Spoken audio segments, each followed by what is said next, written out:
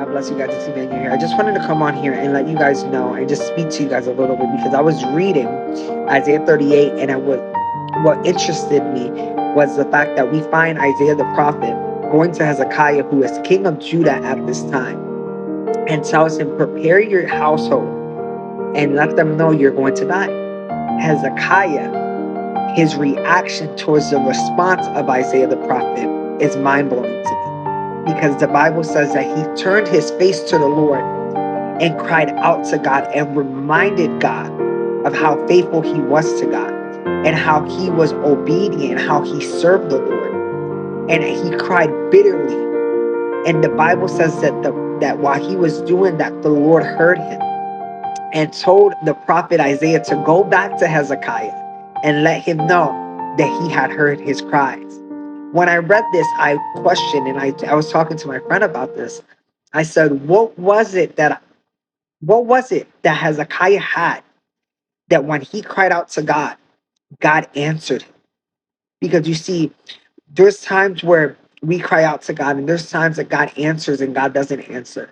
And I believe that God is the same yesterday, today, and forever. So the same God that I serve today is the same God that prophet Isaiah had and Hezekiah had, and they served. So when Hezekiah cried out to God, God in heaven worked on his behalf like this. God answered him like this.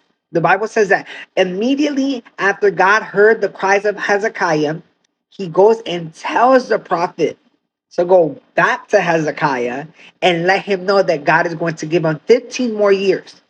So I was questioning, what did Hezekiah have?